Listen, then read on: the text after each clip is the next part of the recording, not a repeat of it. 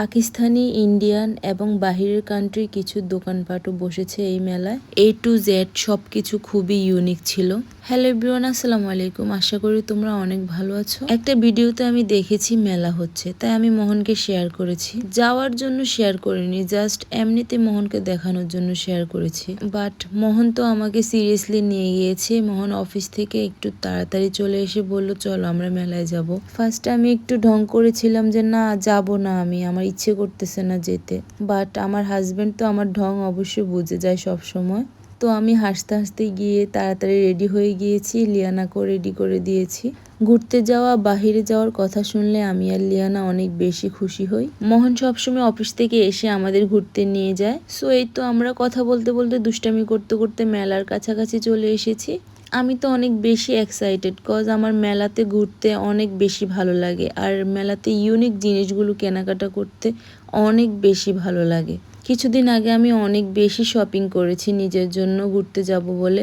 But আজকে আবার মেলাতে যাচ্ছি, জানি না কি কি পছন্দ হয়ে যায়। আমি মোহনকে বলেছি যে মোহন ঢুকতে হয়তো টিকিট লাগবে। মোহন বলে না, এটা উন্মুক্ত। পরে আমার কথাই ঠিক হয়েছে যে ঢুকতে 20 টাকা লাগে।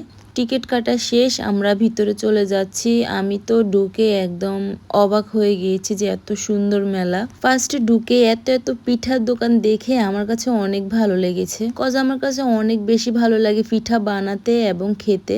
তারপর এই ব্যাগের দোকানটা দিল্লি থেকে দেওয়া হয়েছে। এত ইউনিক ব্যাগগুলা, তোমরা ভিতরে ডিজাইনগুলো দেখলে মানে পুরো আশ্চর্য হয়ে যাবা যে এত সুন্দর ডিজাইন হতে পারে। দামগুলো যেমন বেশি তেমন দেখতে অনেক সুন্দর ছিল। এরপর আমরা দেখেছি কিছু থ্রি পিসগুলো অনেক সুন্দর, অনেক দামি এবং কোয়ালিটি খুবই ভালো। জুতার কথা আর কি বলবো, এগুলো সবগুলো ইন্ডিয়ান জুতা, দিল্লি থেকে নিয়ে আসা হয়েছে। নিয়ে আসা বলতে পুরো মেলাটা জুড়ে ছিল ইন্ডিয়ান সবকিছু নিয়ে। জুতোগুলো অনেক সফট ছিল আর যেটা ধরবেন সেটাই 1000 টাকা, 1200 টাকা, 1500 টাকা, এর নিচে জুতা নেই। তারপর এখানে একদম অরিজিনাল মুক্তা দিয়ে তৈরি কিছু গলার, কানের, হাতের বিভিন্ন ধরনের জিনিসপত্র বসেছে। এগুলো একদম অরিজিনাল মুক্তা দিয়ে তৈরি, তাই এগুলোর দামটা একটু বেশি। এর মাঝেও আমি কিছু কিছু জিনিস কিনেছি যেগুলো আমার পছন্দ হয়েছে। আমার যেমন চাহিদা ছিল সেম এই দোকানে সব কিছু আছে। ইউনিক সালোয়ার ছিল, কিছু কট সেট ছিল, তারপরে টপ, অনেক ধরনের প্যান্ট ছিল, খুব সুন্দর সুন্দর জিনিসপত্র। অনেক পছন্দ হয়েছে এই দোকানটা আমার কাছে। তারপর আমি চলে গেছি কসমেটিক্সের দোকানে। কসমেটিক্স যেমন অনেক ভালো, তেমন ব্যাগগুলো বলো, হেয়ার ব্যান্ড, সব কিছু খুব ইউনিক ছিল, কজ এগুলো ব্র্যান্ডেড ছিল। এখান থেকে লিয়ানার জন্য কিছু কেনাকাটা করেছি। তারপর ব্যাগের কথা কি বলবো, এখানে দিল্লির এত সুন্দর সুন্দর ব্যাগ উঠিয়েছে, দেখে খুব ভালো লেগেছে। তারপর এটা ছিল একদম পাকিস্তানি ড্রেসের উপর একটা দোকান দিয়েছে, খুব দামি ড্রেসগুলো ছিল।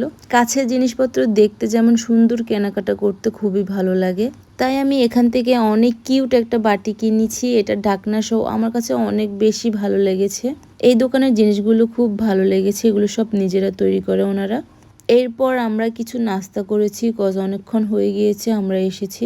তারপর লাস্টে আমরা ফার্নিচার দোকানে গিয়েছি, এখানে অনেক ধরনের ফার্নিচার উঠিয়েছে। পার্সোনালি আমার কাছে অটোবি ইউজ করতে এত বাজে লাগে কি বলবো আর।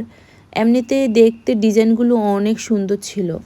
লাস্ট আমাদের লিয়ানার জন্য টেডি বিয়ার দেখেছি, এখানে খুব সুন্দর সুন্দর টেডি বিয়ার ছিল। ঘোরাফেরা শেষ করে আমরা বের হয়ে গিয়েছি। তারপর দেখতে পাচ্ছ ওই পাশে সকল খেলাধুলার জিনিসপত্র রাখা হয়েছে। আমাদের লিয়ানা দেখে তো খুব বেশি খুশি হয়েছে। লিয়ানা দেখেন নাচতেছে কত সুন্দরভাবে, মাশাল্লাহ। দেখেন কি করতেছে, সে গানের আওয়াজ শুনে নাচতেছে আর বাবাকে ডাকতেছে। ঢুকেই বায়োস্কোপের দেখা পেয়েছি আমরা, অনেকদিন পরে বায়োস্কোপ দেখেছি। লাস্ট আমি ধানমন্ডি লেকে যখন গিয়েছি তখন দেখেছি। বাচ্চারা শুধু শুধু দাঁড়িয়ে আছে, কেউ ওনাদের প্রায়োরিটি দেয় না তেমন। সো আজকের ভিডিও এতটুকু। সবাই ভালো থাকবে, সুস্থ থাকবে। আল্লাহ হাফেজ।